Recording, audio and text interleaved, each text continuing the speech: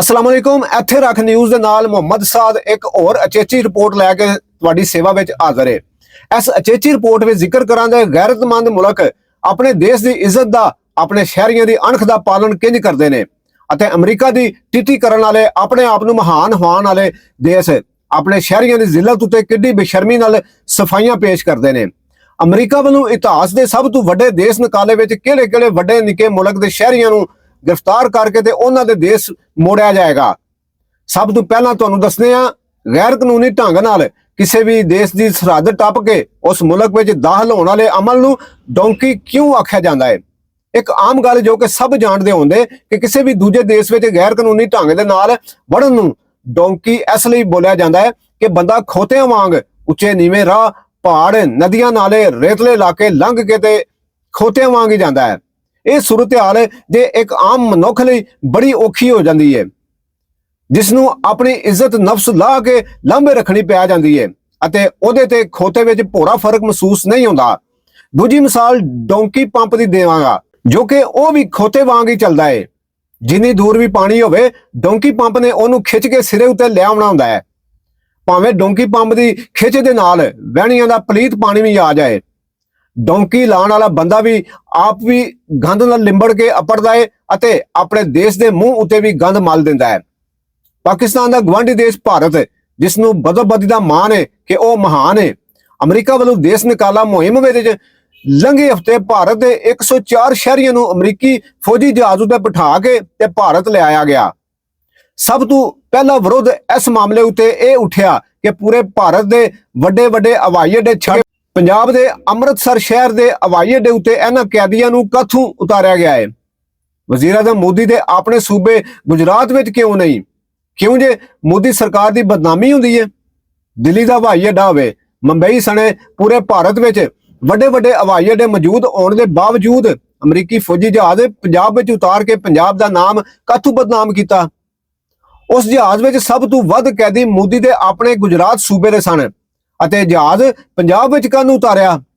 ਪੂਰੇ ਪੰਜਾਬ ਵਿੱਚ ਇੱਕ ਵਾਰ ਤੇ ਅੜਪੋਂਗ ਮਚ ਗਿਆ। ਉਤੋਂ ਅਮਰੀਕਾ ਵੱਲੋਂ ਭਾਰਤ ਘੱਲੇ ਗਏ ਗੈਰ ਕਾਨੂੰਨੀ ਪਨਾਹ ਗਜ਼ੀਨਾਂ ਨੂੰ ਹੱਥ ਘੜੀਆਂ ਅਤੇ ਬੇੜੀਆਂ ਪਾ ਕੇ ਲਿਆਂਦਾ ਗਿਆ। ਇਸ ਤੋਂ ਅੱਗੇ ਉਹਨਾਂ ਨੂੰ ਤੇ ਅੰਮ੍ਰਿਤਸਰ ਤੋਂ ਗੁਜਰਾਤ ਹਵਾਈ ਉਡਾਨਾਂ ਰਾਹੀਂ ਆਪਣੇ ਘਰਾਂ ਨੂੰ ਘੱਲਿਆ ਅਤੇ ਜੋ ਕੈਦੀ ਅਮਰੀਕਾ ਵਿੱਚੋਂ ਅਮਰੀਕੀ ਫੌਜੀ ਜਹਾਜ਼ ਵਿੱਚ ਬਹਿ ਕੇ ਸੂਬਾ ਹਰਿਆਣਾ ਦੇ ਆਏ ਸਨ, ਉਹਨਾਂ ਲਈ ਭਾਰਤੀ ਸਰਕਾਰ ਨੇ ਜੇਲ੍ਹ ਦੇ कैदियां ਦੀਆਂ ਬੱਸਾਂ ਦਾ ਪਹਿਲਾਂ ਤੋਂ ਹੀ ਪ੍ਰਬੰਧ ਕੀਤਾ ਹੋਇਆ ਸੀ, ਜਿਨ੍ਹਾਂ ਵਿੱਚ ਬਹਿ ਕੇ ਹਰਿਆਣਵੀ ਆਪਣੇ ਘਰਾਂ ਨੂੰ ਪਰਤੇ। ਅਮਰੀਕੀ ਸਦਰ ਟਰੰਪ ਵੱਲੋਂ ਜਦੋਂ ਇਹ ਐਲਾਨ ਕੀਤਾ ਗਿਆ ਕਿ ਅਸੀਂ ਅਮਰੀਕਾ ਵਿੱਚ ਜਿੰਨੇ ਵੀ ਗੈਰ ਕਾਨੂੰਨੀ ਰਹਿ ਰਹੇ ਨੇ ਦੂਜੇ ਮੁਲਕਾਂ ਦੇ ਲੋਕ ਨੇ, ਉਹਨਾਂ ਨੂੰ ਜੰਗੀ ਪੱਧਰ ਉੱਤੇ ਦੇਸ਼ ਨਿਕਾਲਾ ਦੇ ਰਹੇ ਹਾਂ ਤੇ ਉਹਨਾਂ ਦੀਆਂ ਸਰਕਾਰਾਂ ਆਪਣੇ ਸ਼ਹਿਰੀਆਂ ਨੂੰ ਸ਼ਾਂਤਮਈ ਢੰਗ ਦੇ ਨਾਲ ਵਸੂਲ ਕਰਨ, ਜਿਸ ਦੇ ਜਵਾਬ ਵਿੱਚ ਭਾਰਤ ਦੇ ਵਜ਼ੀਰ ਹਾਰਜਾ S.J. ਸ਼ੰਕਰ ਸਭ ਤੋਂ ਪਹਿਲਾਂ ਬੋਲੇ, ਆਪਾਂ ਤਿਆਰ ਆ, ਤੁਸੀਂ ਘੱਲੋ ਸਰਕਾਰ। ਜਦੋਂ ਭਾਰਤੀ ਕੌਮੀ ਅਸੈਂਬਲੀ ਵਿੱਚ S.J. ਸ਼ੰਕਰ ਦੀ ਨਾਕਾਮ ਹਾਰਜਾ ਸਥਿਤੀ ਉੱਤੇ ਸਵਾਲ ਚੁੱਕੇ ਗਏ ਤੇ ਭਾਰਤੀਆਂ ਨਾਲ ਅਣਮਨੁੱਖੀ ਗੈਰ ਇਨਸਾਨੀ ਸਲੂਕ ਕੀਤਾ ਗਿਆ ਹੈ। ਇਹ ਕੈਦੀ ਕੋਈ ਖਤਰਨਾਕ ਕੈਦੀ ਸਨ, ਜਿਨ੍ਹਾਂ ਨੂੰ ਹੱਥ ਕੜੀਆਂ ਤੇ ਬੇੜੀਆਂ ਪਾ ਕੇ ਫੌਜੀ ਜਹਾਜ਼ ਵਿੱਚ ਭਾਰਤ ਘੱਲਿਆ ਗਿਆ ਹੈ, ਜਿਸ ਦੇ ਜਵਾਬ ਵਿੱਚ ਭਾਰਤ ਦੇ ਵਜ਼ੀਰ ਹਾਰਜਾ S.J. ਸ਼ੰਕਰ ਬੋਲੇ, ਕੋਈ ਅਣਮਨੁੱਖੀ ਕੰਮ ਨਹੀਂ ਹੋਇਆ। ਹਰ ਕੈਦੀ ਨੂੰ ਜਹਾਜ਼ ਦੇ ਵਿੱਚ ਲੈਟਰੀਨ ਜਾਣ ਦੀ ਵੀ ਇਜਾਜ਼ਤ ਸੀ। ਬੜੇ ਸੌਖੇ ਤਰੀਕੇ ਦੇ ਨਾਲ ਆਪਣੇ ਦੇਸ਼ ਵਿੱਚ ਪੜੇ ਨੇ। पूरे भारत में इस वेले मोदी सरकार की बड़ी नमोशी हो रही है। भारतीय सरकार ने अपने शहरियों की जिल्लत का बड़े माड़े ढंग नाल दफा किया है। दूजे पासे जनूबी अमरीका के एक निक्के जे गरीब मुल्क कोलंबिया के सदर अपने शहरियों की इज्जत का सौदा ना करते हुए हथकड़ियां बेड़ियां सने फौजी जहाज में अपने शहरियों को लैन तो इनकार कर दिता। प्राइम एशिया टीवी के स्वर्ण सिंह टहना मुताबक कोलंबिया के सदर गस्ताओ पेट्रो ने आख्या, असी अपने जहाज अमरीका घल्लने आ ते उन्हां जहाज़ां विच अपने शहरियों नूं वापस लियावांगे।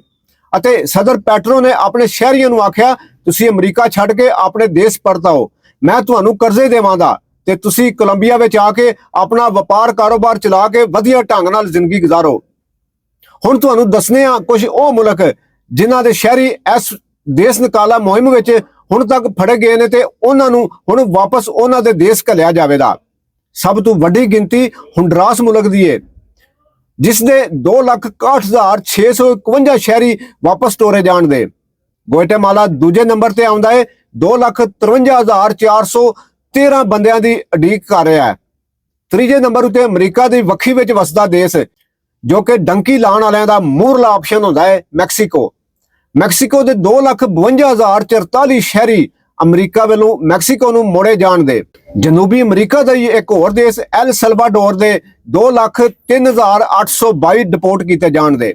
ਨਿਕਾਰਾਗੁਆ ਦੇ 45,995, ਕਿਊਬਾ ਦੇ 42,084, ਬ੍ਰਾਜ਼ੀਲ ਦੇ 38,637, ਚੀਨੀ ਸ਼ਹਿਰੀ ਏਸ਼ੀਆ ਦੇ ਸ਼ਹਿਰੀਆਂ ਵਿੱਚੋਂ ਚੌਥੀ ਗਿਣਤੀ ਨਾਲ 37,908, ਹੈਟੀ ਦੇ 32,363, ਐਕਵਾਡੋਰ ਦੇ 31,252, ਕੋਲੰਬੀਆ ਦੇ 27,388, ਬਦੋਬਦੀ ਦੇ ਮਹਾਨ ਭਾਰਤ ਦੇ 17,940 ਬੰਦੇ ਅਤੇ ਇਸ ਸੂਚੀ ਵਿੱਚੋਂ ਸਭ ਤੋਂ ਘੱਟ ਗਿਣਤੀ ਪਾਕਿਸਤਾਨੀਆਂ ਦੀ ਹੈ।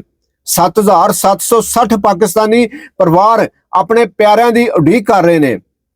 ਇਹ ਸਭ ਉਹ ਲੋਕ ਨੇ ਜੋ ਆਪਣਾ ਸਭ ਕੁਝ ਤਿਆਗ ਕੇ ਲਿਸ਼ਕਨੇ ਭੁੱਖ ਲਈ ਸਮਾਜ ਵਿੱਚ ਇੱਜ਼ਤ ਦੀ ਜ਼ਿੰਦਗੀ ਜੀਣ ਲਈ ਖੋਤਿਆਂ ਵਾਂਗੂ ਡੰਕੀ ਲਾ ਕੇ ਅਮਰੀਕਾ ਵਿੱਚ ਵੜੇ ਅਤੇ ਉਸੇ ਅਮਰੀਕਾ ਨੇ ਇਹਨਾਂ ਇੱਜ਼ਤ ਲੋੜਨ ਵਾਲਿਆਂ ਨੂੰ ਬੇਇੱਜ਼ਤ ਕਰਕੇ ਅਮਰੀਕਾ ਵਿੱਚੋਂ ਕੱਢਣ ਦਾ ਫੈਸਲਾ ਕੀਤਾ ਹੈ।